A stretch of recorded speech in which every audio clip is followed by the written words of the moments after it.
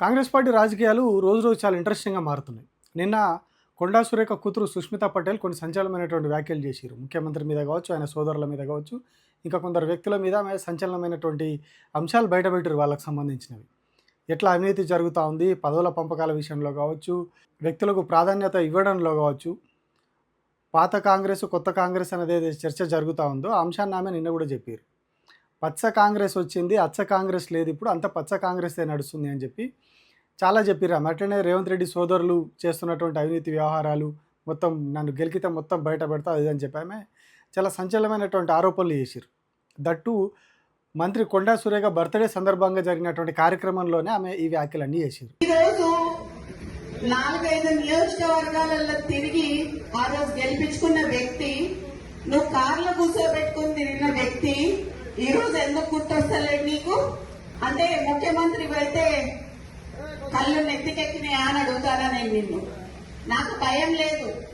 21 ఏళ్లకే MLA చేయాలి అని చెప్పి నేను అడుగుతా అని చెప్పి నువ్వు అన్నావు. మరి ఇప్పుడు డైపర్లు వేసుకొని ఇప్పుడే తిరుగుతలేడు ఆయన. నువ్వు నెక్స్ట్ 2 ఏళ్ళకి మళ్ళీ సీట్ ఇస్తానంటే ఏంటిది? నిన్ను కూడా కొడంగల్లో ఒకసారి ప్రజలు ఓడగొట్టిండ్రు. అట్లాంటిది నేను 10 ఏళ్ళు ముఖ్యమంత్రి ఉంటా అని చెప్పుకున్నావు. రాజశేఖర్ రెడ్డి గారు లాంటి వాళ్ళు కూడా చెప్పుకోలేదు అట్లా. నీకు కాంగ్రెస్ సంస్కృతి అనేది ఇంకా ఎక్కలేదు అని చెప్పి.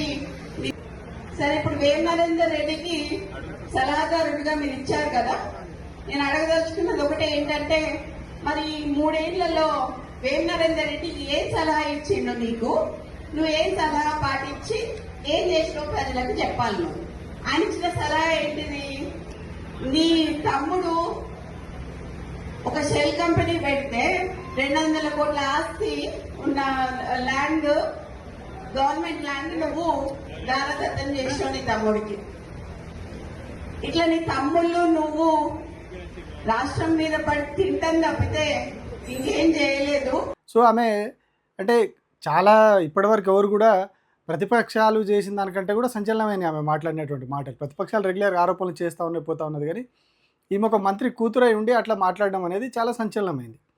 సో ఇవి మీడియాలో హైలైట్ అయిపోయింది, అంతా రచ్చయింది వాటి మీద అవడంతో నిన్న సాయంత్రానికి ఆమెకు షోకాజ్ నోటీస్ ఇచ్చారు. ఆమెకు అంటే ఇక్కడ కొండా సుష్మితా పటేల్కి వెళ్ళలేదు షోకాజ్ నోటీస్, మంత్రి కొండా సురేఖకి ఇచ్చారు. కాంగ్రెస్లో క్రమశిక్షణ కమిటీ ఒకటి ఉంటుంది, ఆ క్రమశిక్షణ కమిటీ కొండా సురేఖకు నోటీసులు ఇచ్చింది. ఎందుకు అట్లా మాట్లాడాల్సి వచ్చింది, వాటికి సంబంధించినటువంటి వివరణ ఇవ్వాలి. మీరు పరిధి దాటి మాట్లాడారు కాబట్టి వాటి మీద వివరణ ఇవ్వాలి. ఏ మాటల మీద? సుష్మితా పటేల్ మాట్లాడినటువంటి మాటల మీద కొండా సురేఖ వివరణ ఇవ్వాలని చెప్పి వాళ్ళు ఒక షోకాజ్ నోటీస్ ఇచ్చారు. సో వాళ్ళు షోకాజ్ నోటీస్ ఇస్తే దానికి ఇవాళ కొండా సురేఖ ఆన్సర్ ఇచ్చారు. ఆన్సర్ అంటే మామూలుగా ఆన్సర్ కాదు, దిమ్మ తిరిగి మైండ్ బ్లాంక్ అయ్యి ఆన్సర్ ఇచ్చారు. అంటే ఎట్లా చెప్పాలనో ఎట్లా కొట్టాలనో అట్లా కొట్టిర్రు ఆమె. చాలా అంటే కాంగ్రెస్ పార్టీ వాడుతున్నటువంటి టాక్టిక్స్నే, ఏవైతే పార్టీ ఫిరాయించిన ఎమ్మెల్యేల విషయంలో కావచ్చు, ఇతరత్ర అంశాల్లో కావచ్చు, కాంగ్రెస్ పార్టీ ప్రభుత్వము ప్రతిపక్షాల విషయంలో, ప్రజల అంశాల విషయంలో ఎట్లా అయితే వ్యవహరిస్తుందో అదే లాజిక్ని ఇక్కడ ఆమె వాడారు. చాలా గట్టిగా కొట్టిరు. Single page letter, only single page letter. ఈ మధ్యకాలంలో చాలామందికి షోకాజ్ నోటీసులు ఇచ్చినప్పుడు పేజీలు తాళ్ళు రాసి పెట్టేటోళ్ళు, కానీ అట్లా వేయలేదు. సింగిల్ పేజ్లో ఆన్సర్ ఇచ్చారు. ఆన్సర్ కూడా దిమ్మ తిరిగి మైండ్ బ్లాంక్ అయ్యేలా ఉంది. ఒకసారి ఆ లెటర్లో ఏముందో చూద్దాం మనం. టీపీసీసీ క్రమశిక్షణ కమిటీ చైర్మన్ శ్రీ మల్లు రవి గారికి విషయం: టీపీసీసీ క్రమశిక్షణ కమిటీ జారీ చేసిన నోటీసులకు సంబంధించి నా వివరణ. నా జన్మదినోత్సవం ఆగస్టు 19 సందర్భంగా రాష్ట్ర వ్యాప్తంగా కొండా కుటుంబ అభిమానులు, కాంగ్రెస్ పార్టీ కార్యకర్తలు పలు చోట్ల వేడుకలు చేసుకున్నారు, సేవా కార్యక్రమాలు చేపట్టారు. ఈ వేడుకల్లో భాగంగా నా స్వస్థలమైనటువంటి గీసుకొండలో తనకున్న ప్రత్యేక అనుబంధంతో అక్కడి అభిమానులు, కార్యకర్తలు నిర్వహించిన నా జన్మదిన వేడుకల్లో ముఖ్య అతిథిగా నా కూతురు కొండా సుష్మితా పటేల్ పాల్గొన్నది. ఇక్కడ వరకు ఓకే, ఏం లేదు, వేరే అంశాలు ఏం లేవు, క్లియర్గా పద్ధతిగా చెప్పుకొచ్చారు. ఇక్కడ చూడుర్రి. ఈ సందర్భంగా తాను చేసిన వ్యాఖ్యలు పూర్తిగా తన అభిప్రాయాలకు సంబంధించినవి. ఈ సందర్భంగా ఎవరైతే సుష్మితా పటేల్ మాట్లాడిన వ్యాఖ్యలు, చేసిన వ్యాఖ్యలన్నీ కూడా ఆమె వ్యక్తిగతం, ఆమె మాటలకు మాకు సంబంధం లేదు. ఈమె తల్లి, ఆమె కూతురు, ఈ మాటలకు నాకు ఎట్లాంటి సంబంధం లేదు. కుటుంబ బాంధవ్యం కారణంగా ఒకరి అభిప్రాయాలకు మరొకరు రాజకీయంగా బాధ్యత వహించాలనడం వివరణ కోరడం తగదు. నిజంగా అల్టిమేట్ ఇచ్చేసారు కాంగ్రెస్ పార్టీకి. కేవలం బంధుత్వం కారణంగా, నా కూతురు అనే కారణంగా ఆమె వ్యాఖ్యల్ని నాకు ఆపాదించొద్దు, దాని మీద మళ్ళీ నన్ను వివరణ కోరొద్దు.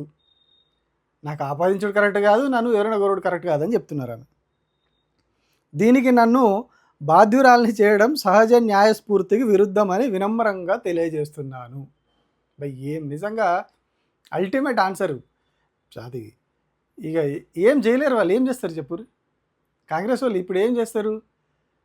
ఆమె కూతురు, ఆమె మేజరు, ఆమె చిన్నపిల్ల కాదు మాట్లాడిన ఆమె. రాజకీయ పరిజ్ఞానం ఉంది, ఎమ్మెల్యే కావాలనుకుంటున్నది. చాలా కాలంగా ఆమె రాజకీయాల్లో దూకుడుగా ముందుకెళ్ళడానికి చూస్తున్నారు, కానీ కట్టడి చేసుకుంటూ వస్తున్నారు. సో ఆమె మాట్లాడింది. సో ఆమె మాట్లాడినటువంటి అభిప్రాయాలకు నన్ను బాధ్యురాలను చేయడం, కూతురు మాట్లాడిన దానికి నన్ను ఎట్లా బాధ్యురాలను చేస్తారు? ఇది సహజ న్యాయ సూత్రాలకే విరుద్ధం అని చెప్పేసి ఆమె చెప్తున్నది. కాంగ్రెస్ పార్టీ నాయకత్వంపై, పార్టీ క్రమశిక్షణ నియమావళిపై నాకు సంపూర్ణ గౌరవం ఉన్నది కాబట్టి పై వాస్తవాలను, ప్రజాస్వామ్య విలువలను పరిగణలోకి తీసుకుని ఈ విషయంలో నా ప్రమేయం లేదని గుర్తించి నాకు జారీ చేసిన నోటీసులను ఉపసంహరించుకోవాలని గౌరవపూర్వకంగా కోరుతున్నాను. ధన్యవాదాలతో కొండా సురేఖ. ఏం ఏం ఇచ్చి కొట్టేది నిజంగా. ఇక ఇప్పుడు ఏం చేస్తారు వాళ్ళు? చెప్పాల్సిన విషయాలన్నీ బయట పెట్టేసింది కొండా సుష్మితా పటేల్. ఎక్కడెక్కడ ఏం జరుగుతుంది, ఎవరెవరు ఏం చేస్తున్నారు, ఏ వ్యవహారాలు ఏందనేది మొత్తం గుట్టు విప్పేసింది.